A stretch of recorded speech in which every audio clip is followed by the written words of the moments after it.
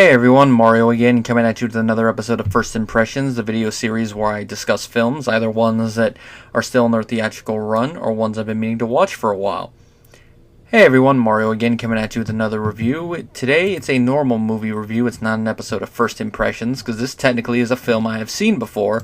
It's just one I haven't seen for about a decade or more, so I decided to just do a normal movie review.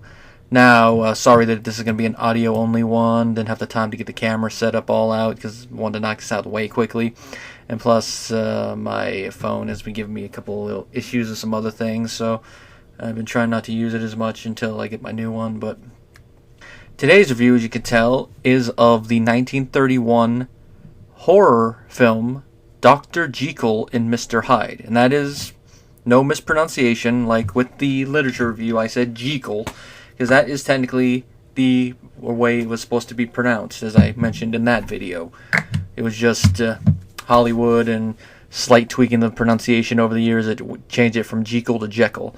And this is the only sound film version, or at least the most famous one, that actually uses the correct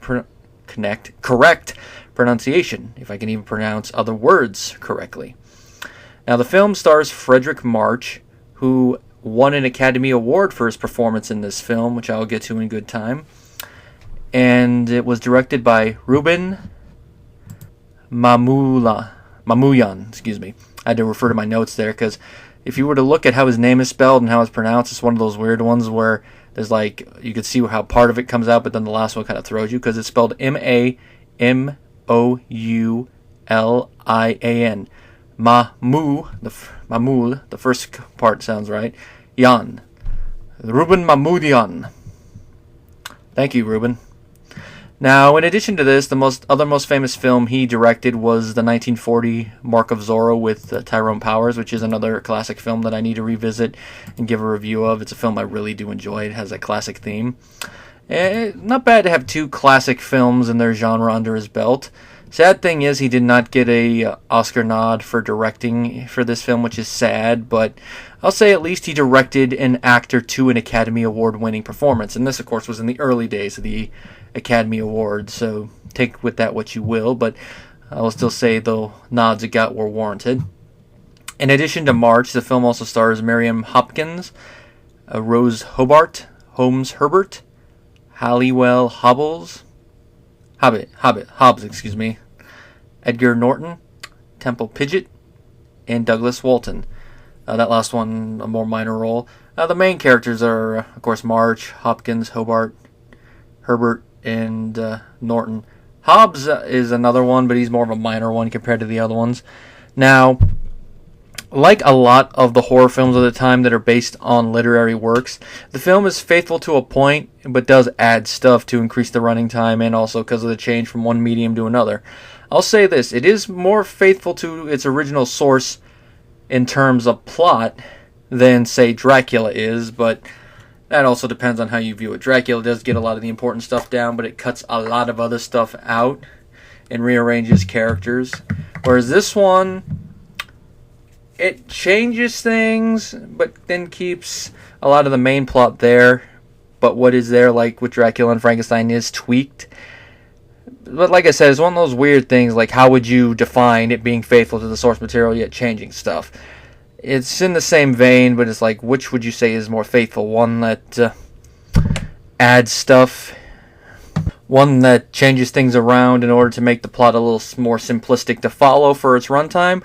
Or one that adds and tweaks stuff because of the change in medium in how they have to present something? Because what I mean by that is, if you've already watched the literature review, you know that we do not find out the plot twist about Jekyll and Hyde until the last part of the story. Which, in theory, you could have done that on film, and I will still say it would be very interesting, more so in the vein of an older film, stylistically, to try and pull that off. Like, do a Jekyll and Hyde film from the perspective of, say, Lanyon, like how the story is, whereas the whole time you're trying to figure out who it is. You'd probably have to do it with different names, like I said in that other video, in order for the audience not to realize who the characters are, but it could be done. It would be interesting, but if you're going to be a little bit more straightforward with how this film is, showing us from the beginning, the changes they made work. Now, the reason I say that is that Like in the story, the reason that Dr. Jekyll eventually starts to use the formula he makes is so that he can do things that would be considered improper, indecent, especially for a gentleman of his stature to be doing. Now, the novel does not specify what it is, but it gives enough hint, hint, nudge, nudge, say no more for the audience, or in that case, the reader, to kind of figure out that it's probably visiting whores, going to bars, gambling, and other stuff like that.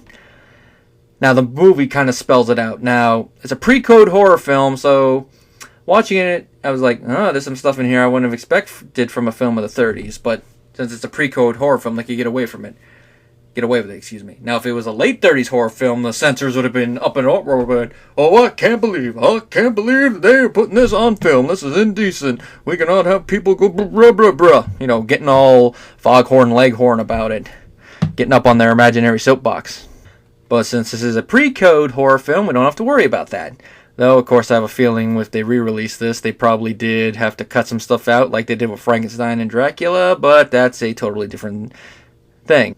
Because we actually do see it from the beginning, we see why Jekyll does this. Now, we also see Jekyll from the beginning.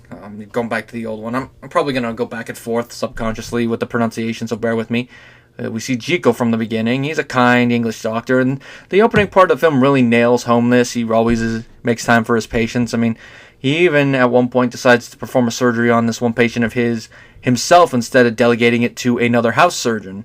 And because of this, he does kind of show up to a party late, but, you know, his fiancée Muriel and her father, who is a brigadier general, they understand it because he's a good doctor. He loves his job. And this is one of the reasons Muriel loves him, because he's such a kind man.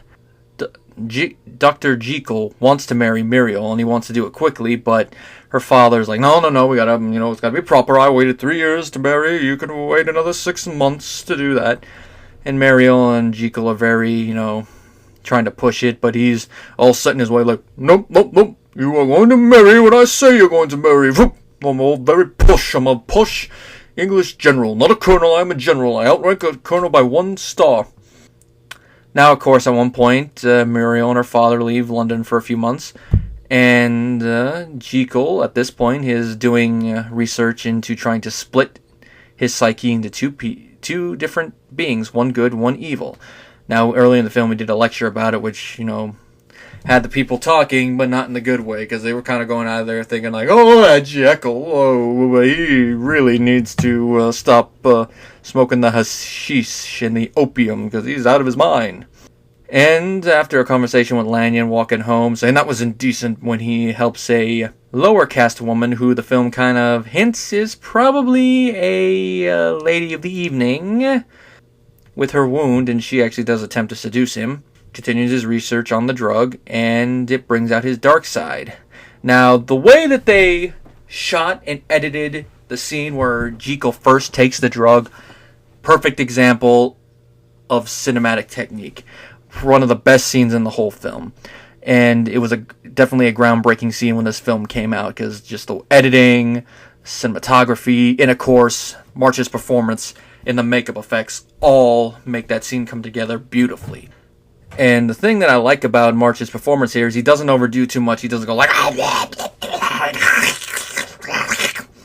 It's very subtle. Like, you can see, like, he grabs his throat and he lurches a little bit, but it's, like, very subtle. Like, it's painful, but he's not overdoing it. Which, considering when this film was made, is a little surprising. Because you would think, since this was the beginning of going from the over-the-top acting in silent films to early talkies, which had that middle ground over-the-top acting that would be more at home on the stage than it would in the film, you would think you would overdo it. But no, March, for the time period, this was a very, very subtle interpretation of this type of event. And combined with the makeup effects and how the camera moved and the editing, is a very effective transformation sequence.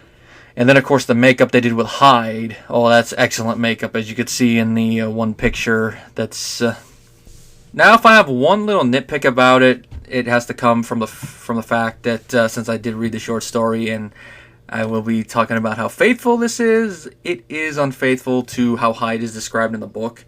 In the book, he is described as being normal looking, but there being something very, very off-putting about him. Very subtle that you can't really put your finger on. I mean, the guy looks normal, but there's just something dark about him that you're like. Whereas with this one, from looking at him, it's like really you can see that he is the personification of Jekyll's dark side and his animal impulses. And to that end, there is something ape-like about the makeup they did, which, even though it goes against how Hyde is in the novel, I have to applaud them, especially for the time period. They really did sell it. Looking at this Hyde, you'd be like, I don't want to be around this guy, but it's for an entirely different reason, but it's also understandable. And of course, they added this by having him have hairy top hands. And of course, March changes his voice just enough between the characters to where, yeah, you would believe these are totally different characters and that somebody wouldn't confuse them for the same person. And of course, since he's two totally different people, that also shows why he deserved the Academy Award he won for this film.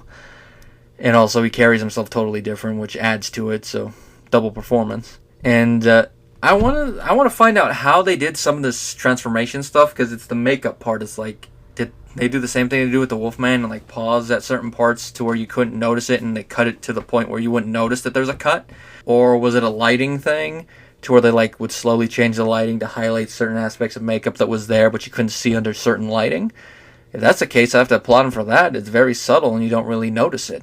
And of course, combined with March's performance, excellent. As you can probably tell, since I'm really praising him, March definitely has the best performance in the film. Probably, if I'd have to give the second best performance, I'd have to go to Holmes Herbert, who was Dr. Lanyon, who's basically the I told you so guy to Dr. Jekyll, especially at the end when he finds out Jekyll and Hyde's little secret, which very, very excellently done. Definitely taken out of the novel, tweaked just a bit, but it really works. And just the look on Hyde's face when he's basically telling Lanyon, remember, you are sworn to your profession, because he's a doctor, you can't, doctor-patient confidentiality. Then, of course, basically telling Jekyll he told him so, and then at the end, he basically turns into a snitch. I'm not going to spoil the context of it, but it's enough to really make Hyde gonna want to leap forward. Which, of course, the ending is changed from the book, but with the rest of the stuff that they kind of changed, I think it's fitting. Just like in the book, Hyde eventually was Jekyll's undoing and basically caused him to die, but, suicide instead of what happens here. But here it's also his undoing. And, of course, has that kind of a downbeat ending because, Jekyll and Hyde die. I mean, I don't think that's much of a big spoiler if you know anything about the novel. That's the same thing that happens, but it's one of those things like Jekyll, he messed with something with science he probably shouldn't have messed with and used it a little too much, and it overcame him. And of course, they did change who Hyde murders, because in here they make it here, and they also changed the context of it. From Hyde's point of view, it's a little bit more warranted because of the whole Jekyll and Hyde dynamic and them knowing what the other one's doing. Where Jekyll sent Ivy some money and then she came to visit him and, they had a nice conversation. And then when he turns back into Hyde inadvertently, Hyde basically goes over there and basically, to take a line from The Rock, layeth the smack down on her. It's like, oh, you think he really wants you, eh? And then, of course, ends up killing her after telling the secret.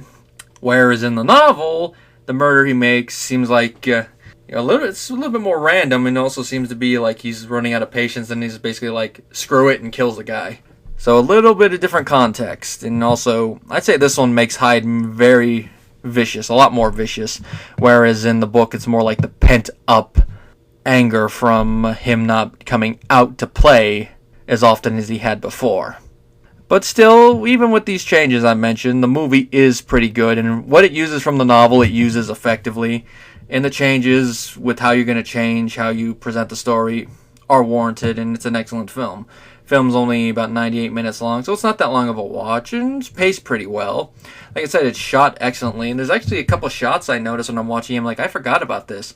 It's kind of a cross shot, but it's not like the usual one, to where, there's like, where they will split the screen one way, or the, downwards, where you'll see one view on one side and one on another. What it did is it did a cross thing to where a line came up from the corner screen and went up and like at the diagonal, and you'd see Hyde running in the top, and then you'd see the other characters on the bottom, and then it'd go back and forth a couple times. And I'm like, oh, that's creative. I don't remember that in another film from this time, and I don't know if that's a technique really used. It's one of those shots that if I ever did make a movie myself, I'd probably pilfer it. It'd be like, yoink, I'm going to use this shot in the film and see if I can find a place to use it. It'd be an interesting shot to see Tarantino use if he ever did like a horror thriller, but I don't think he would. It might not fit his style. It's just, that's just me thinking out loud.